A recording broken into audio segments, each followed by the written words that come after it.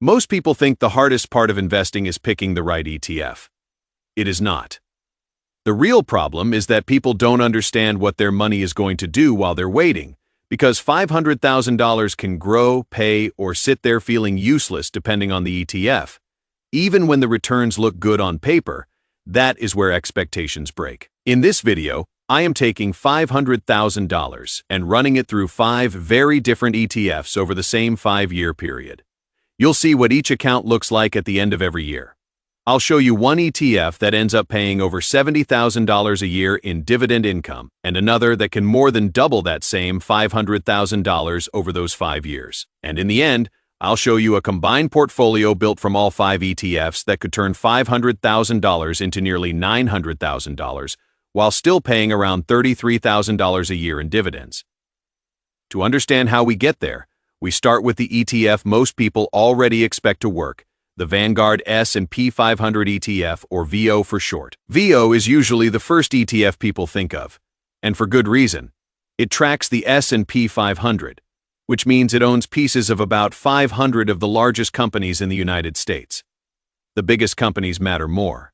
So when names like Apple, Microsoft, or Amazon move, this ETF feels it. There is no clever strategy here. It is built to mirror the market, not outsmart it. The expense ratio is very low, which simply means more of your money stays invested instead of going to fees. This is the kind of ETF people buy when they want something simple they can hold on to for a long time. You are not betting on one company or one sector. You are spreading your money across the backbone of the U.S. economy and accepting that some years will be better than others. The trade-off is simple and long-term consistency.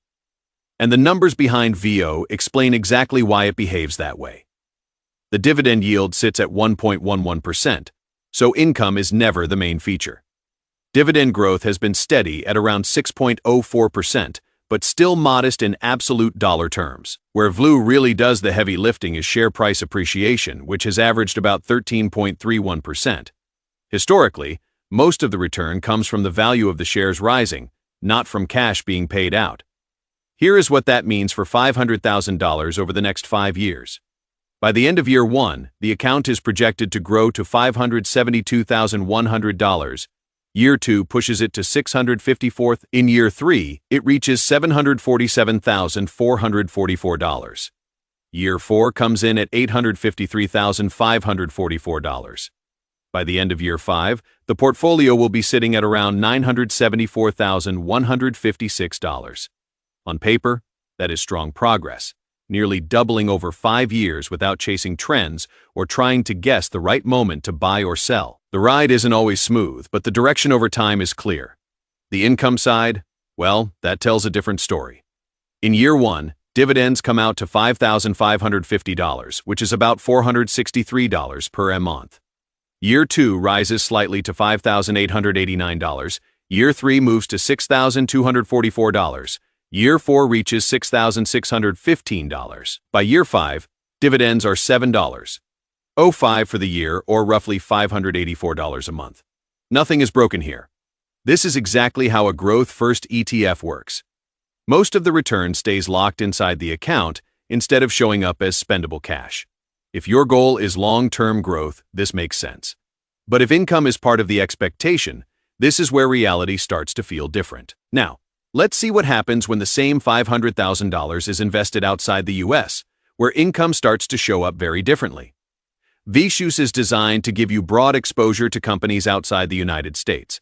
It holds thousands of stocks across developed and emerging markets, all wrapped into a single fund. Instead of focusing on one country or region, it spreads money across Europe, Asia, and other parts of the world. Like VO, it is market-weighted. And like most Vanguard funds, the expense ratio is low, so costs don't eat into returns very much. The reason people add something like VSUS isn't to chase faster growth. It is about owning markets that move on different cycles and tend to pay more in dividends. That difference shows up pretty quickly when you look at the metrics. VSUS comes with a 2.96% dividend yield, which is almost 3 times higher than VO. Dividend growth has averaged around 6.52%. So income tends to rise steadily over time. On the growth side, share price appreciation has been more modest, averaging about 6.49%. Less speed, more balance. Here is what that means for $500,000 over the next 5 years. With $500,000 invested, VSUS grows more slowly than VO, but the path is steady. By the end of year 1, the account is at $547.59. Year 2 moves it to $599,536. In year 3, it reaches $656,512. Year 4 comes in at $718.99. And by the end of year 5, the portfolio is sitting at $787,242. Now that ending number is noticeably lower than VO, and that is usually where people stop the comparison. But VXUS tells a different story once you look at income. In the first year, dividends total $15.50, which works out to about $1,254 per month. In year 2, dividends climb to $16,485. Year 3 comes in at $18.56. Year 4 increases to $19,778. And by year 5, annual dividends reach $21,664, or roughly $1.85 a month. So VXUS trades speed for balance. The account doesn't climb as fast, but the income shows up earlier and grows steadily along the way. For some people, that makes it easier to stick with it during slower markets. But VXUS is still built around diversification first, not dividend growth as a primary goal. So next, let's look at what happens when you choose an ETF that is designed specifically to grow dividends over time without walking away from growth entirely. After that, I'll show you one ETF that pays over $70,000 a year in dividends, another that turns $500,000 into more than $1.2 million, and in the end, I'll show you a combined portfolio built from all 5 ETFs that grows $500,000 to nearly $900,000 while still paying around $33,000 a year in dividends. But first, let's move on to the third ETF on the list. After seeing how VO focuses on growth and VXUS brings in diversification and higher income, South Carolina HD sits right in the middle of those two ideas. SHG is built around U.S. companies that pay dividends, but not just any dividends. It tracks an index that screens for quality and consistency. Companies need a history of paying dividends, the ability to sustain them, and the financial strength to keep growing them. Because of that, the fund holds a more concentrated group of about 100 companies instead of hundreds or thousands of companies. The expense ratio is still low, and the goal is simple, reliable income that grows over time. This is often where people start to feel more comfortable because HED isn't chasing the highest yield and it isn't ignoring growth either. It is trying to do both reasonably well. The metrics explain that balance.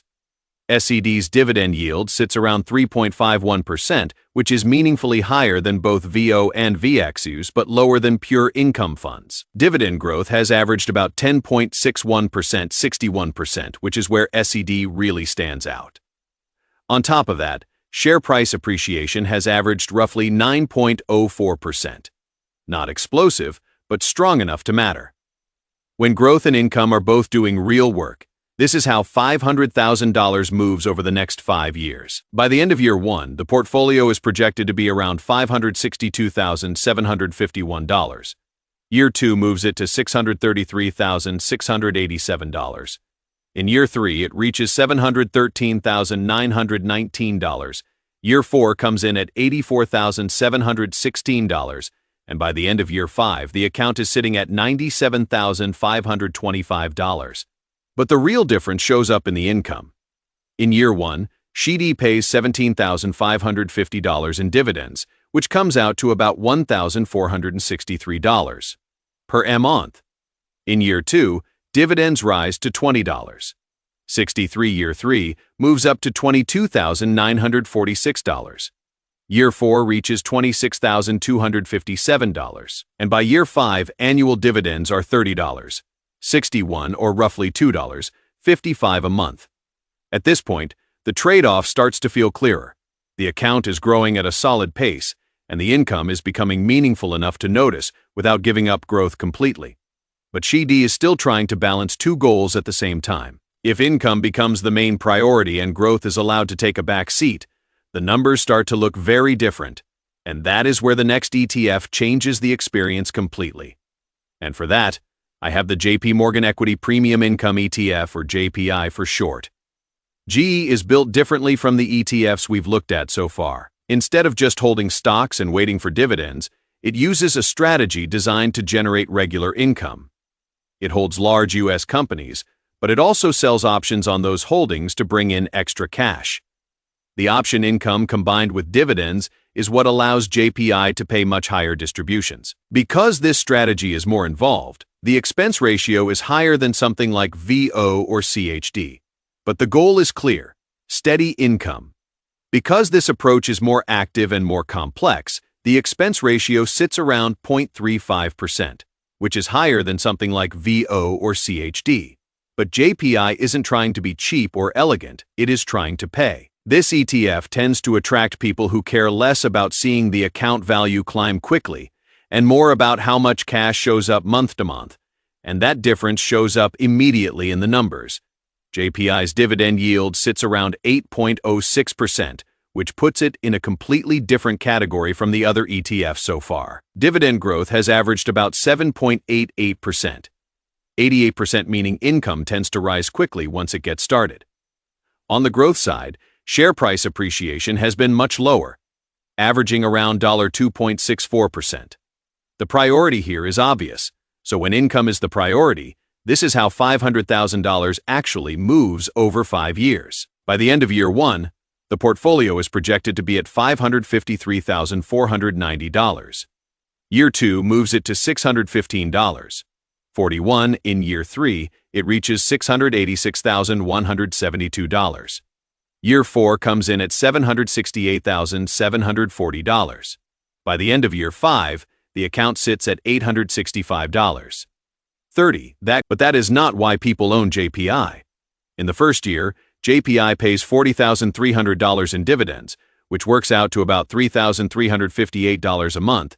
In year 2, dividends rise to $46,950. Year 3 increases to $54,986. Year 4 pushes it to $64,467. And by year 5, annual dividends are $76.10, or roughly $6,334 a month. JPI makes one thing crystal clear. If your priority is cash flow, this kind of strategy delivers. But once you lean this far into income, you are making a conscious decision to give up some long-term upside. And that naturally leads to the opposite question. What happens if you stop worrying about income altogether and let growth take complete control? For this, I have the Vanguard Information Technology Index Fund ETF, or VGT for short. VGT focuses entirely on U.S. technology companies. It tracks an index made up of firms in software, hardware, semiconductors, and other parts of the tech ecosystem.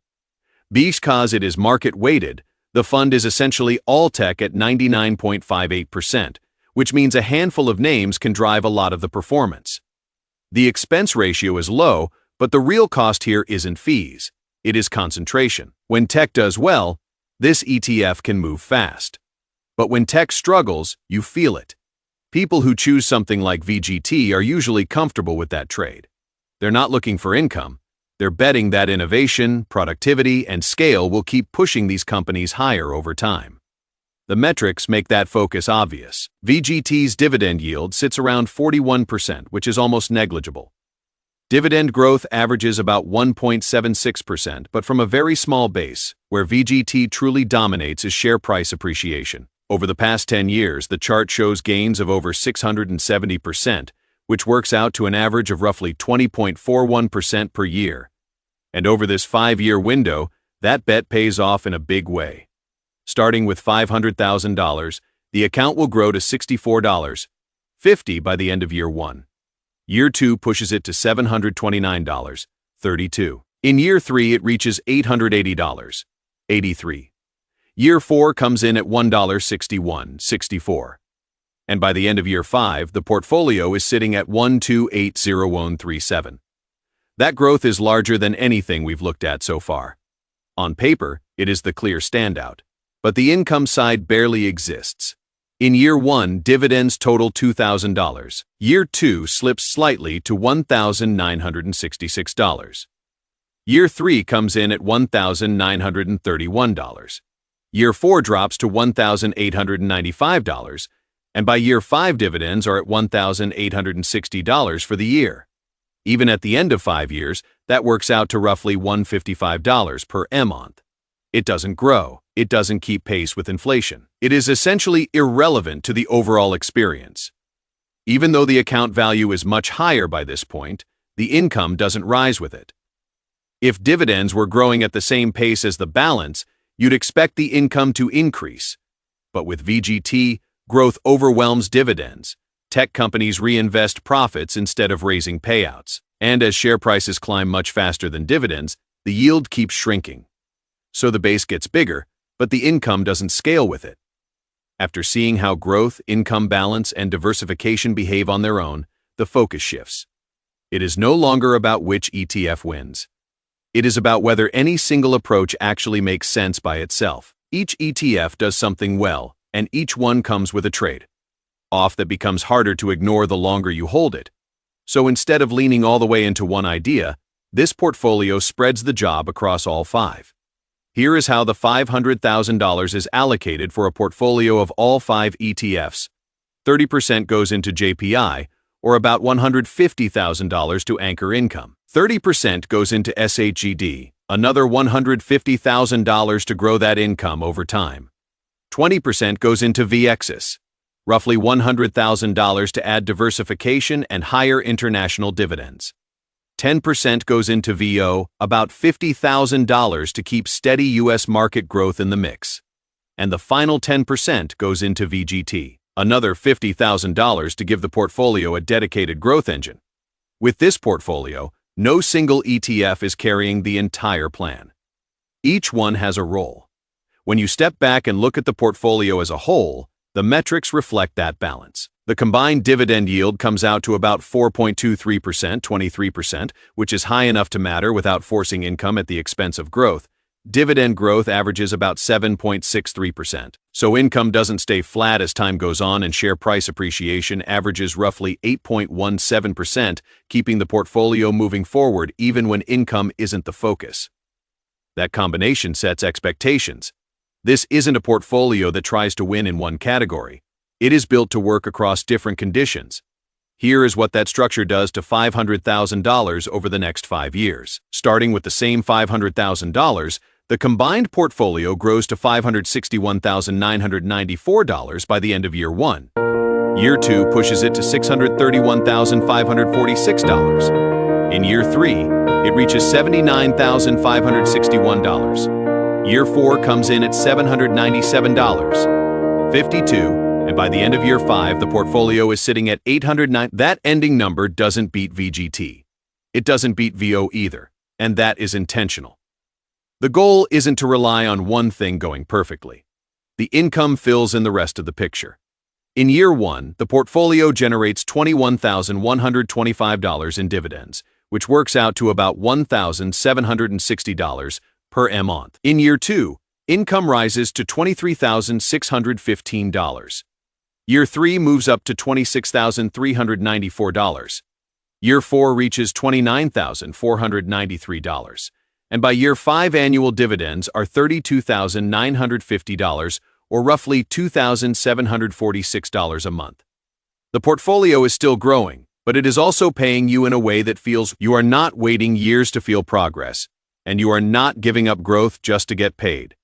It is not perfect. It won't win every comparison, but it smooths out the extremes. Growth doesn't feel volatile. Income doesn't feel forced.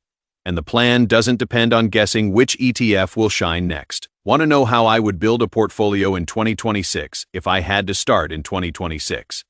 Click the video on the screen to find out.